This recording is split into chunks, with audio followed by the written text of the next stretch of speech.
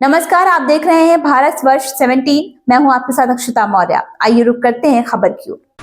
UP Bhajpa में कुछ ही देर में जिलाध्यक्षों की सूची जारी कर दी जाएगी, लेकिन सूची आए से पहले आपसी विवाद और राजनीतिक दबाव को देखते हुए 2 दर्जन से अधिक जिलाध्यक्षों की सूची रोक लेने की खबर सामने आई है। करीब 2 महीने के माथापच्ची के बाद तैयार की गई भाजपा के जिलाध्यक्षों की सूची कुछ ही देर में जिलेवार घोषित हो जाएगी। हालांकि आपसी विवाद और राजनीतिक दबाव को देखते हुए 2 दर्जन से अधिक जिलों के अध्यक्षों की घोषणा रोक ली गई है। इस प्रकार भाजपा के संगठनात्मक 98 में से करीब 70 जिलों में ही घोषणा हो पाएगी। प्रधानमंत्री नरेंद्र मोदी ने अमेरिका के जाने माने पॉडकास्टर लेक्स फ्रीडमैन के साथ लंबी बातचीत की है। इस पॉडकास्ट का प्रसारण रविवार 16 मार्च को शाम 5:30 बजे होगा। इसमें पीएम मोदी की बचपन से लेकर सार्वजनिक जीवन की यात्रा समेत विभिन्न मुद्दों पर चर्चा हुई है। पीएम मोदी ने खुद सोशल मीडिया पोस्ट में इस बातचीत की जानकारी साझा की। पीएम ने लिखा, लेक्स फ्रीडमैन के साथ बातचीत वास्तव में शानदार रही। महाराष्ट्र विधान परिषद उपचुनाव के लिए भाजपा ने अपने उम्मीदवारों की सूची जारी कर दी है। सूची में 3 नामों को जगह दी गई है, जिनमें संदीप दिवाकर राव जोशी, संजय किशन राव केनेकर और दादा राव यादव राव केचे का नाम शामिल है। महाराष्ट्र विधान परिषद की 5 सीटों पर उपचुनाव होने हैं। सत्ताधारी गठबंधन महायुति में सीट शेयरिंग के अनुसार शिवसेना और एनसीपी इस चुनाव में एक उम्मीदवार को मैदान में उतारेंगी, जबकि बीजेपी 3 सीटों पर चुनाव लड़ेंगी।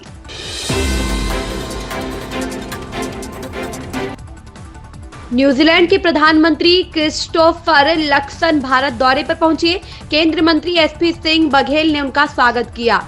वह रायसीना डायलॉग 2025 में मुख्य अतिथि और मुख्य वक्ता होंगे। न्यूजीलैंड के प्रधानमंत्री क्रिस्टोफर लक्सन रविवार को 5 दिवसीय भारत दौरे पर पहुंचे। केंद्रीय मंत्री एसपी सिंह बघेल ने हवाई अड्डे पर उनका स्वागत किया।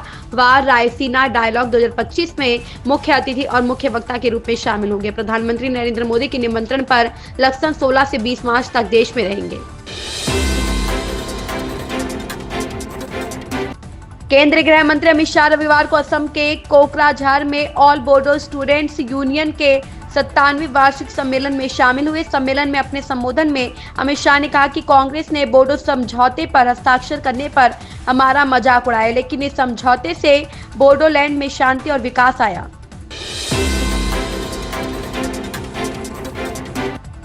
दिल्ली में विधानसभा चुनाव जीतकर भाजपा ने एक नया इतिहास रचा है। जीत का बड़ा श्रेय पार्टी के दिल्ली प्रदेश अध्यक्ष वीरेंद्र सचदेवा को जाता है, जिन्होंने पूरी टीम को एकजुट रखते हुए तत्कालीन आम आदमी पार्टी सरकार पर जमकर हमला बोला और पार्टी को जीत के मुहाने तक पहुंचाया। रविवार को दिल्ली भाजपा के संगठन चुनावों की घोषणा हो गई। डॉक्टर महेंद्र नागपाल को प्रदेश चुनाव अधिकारी और विजय सोलंकी योगेश अत्री को सह प्रभारी बनाया है। इनके नेतृत्व में अगले सप्ताह से दिल्ली भाजपा का चुनाव शुरू हो जाएगा। गोवा के कांग्रेस नेता ने भाजपा सरकार के एक मंत्री पर भूमि परिवर्तन घोटाले की साजिश रचने का आरोप लगाया है। कांग्रेस नेता गिरीश चोडानकर ने दावा किया है कि गोवा में भूमि वर्गीकरण में हेरफेर करने के लिए करोड़ों रुपए की रिश्वत ली गई। एक्स पर उन्होंने लिखा कि भूमि मालिकों ने अपनी संपत्ति को निजी वन वर्गीकरण से हटाने के लिए 1000 रुपए प्रति वर्ग मीटर की दर से अधिक भुगतान किया।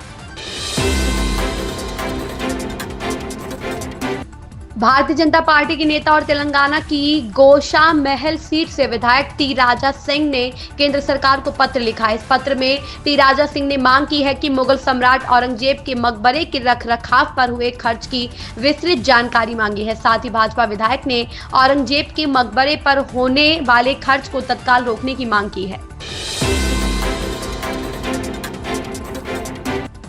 ऑल बोडो स्टूडेंट्स यूनियन के 97वें वार्षिक सम्मेलन को संबोधित करते हुए केंद्रीय गृह मंत्री अमित शाह ने कहा, ये महत्वपूर्ण आयोजन बोडोलैंड में स्थापित शांति का एक बहुत बड़ा संदेश देता है। 27 जनवरी 2020 को जब बीटीआर शांति समझौते पर हस्ताक्षर किए गए थे तो कांग्रेस ने मेरा मजाक उड़ाया था कि बोडोलैंड में कभी शांति नहीं होगी, यह समझौता मजाक बनने जाएगा। आज समझौते की 82% शर्तों को असम और दिल्ली सरकारों ने क्रियान्वित किया है। अगले 2 वर्षों में भारत सरकार पूर्ण समझौते को लागू करेगी। आप नेता सौरभ भारद्वाज का कहना है जब से वह दिल्ली की मुख्यमंत्री बनी है तब से वह सिर्फ लोगों से मिल रही है। भाजपा ने अपने घोषणा पत्र में जो वादे किए हैं उनमें महिला समृद्धि योजना के जरिए दिल्ली की हर महिला को हर महीने 2500 रुपए देने का प्रावधान, गरीब तबके की महिलाओं को 500 रुपए में LPG सिलेंडर, होली और दिवाली पर मुफ्त सिलेंडर, दलितों को छात्रवृत्ति आदि शामिल है। इन सभी वादों का प्रावधान बजट में किया जाना चाहिए। उस तरीके के आदमी नहीं।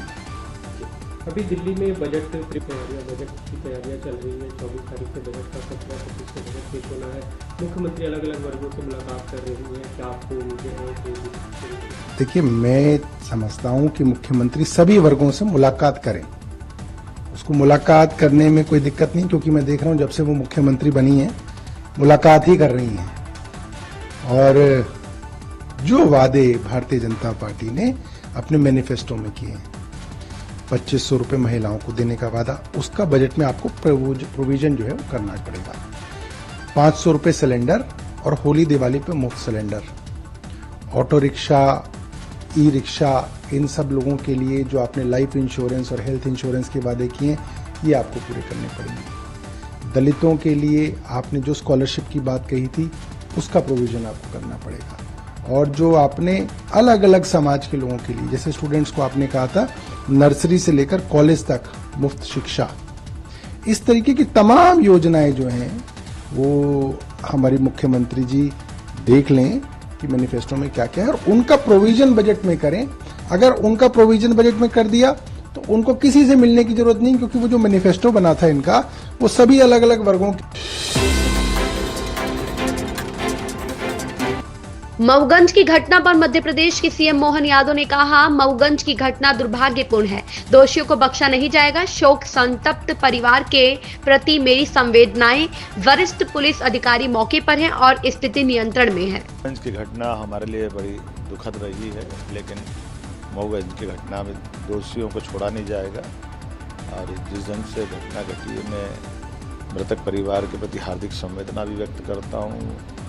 हमने अपने वरिष्ठ अधिकारियों को, DGP को और माननीय प्रभारी मंत्री को मौके पर भेजा भी है और हालात नियंत्रण में भी है। जहाँ कहीं भी लाइन ऑर्डर की स्थिति बनती है, हमारी त्वरित गति से न केवल कंट्रोल की स्थिति बनती है बल्कि सुशासन के माध्यम से हम हर वर्ग की गारंटी लेते हैं। मैं मान के चलता हूँ कि मध्य प्रदेश सरकार संवेदनशील सरकार है। इस खबर में बस इतना ही। बने रहिए भारतवर्ष 17 के साथ।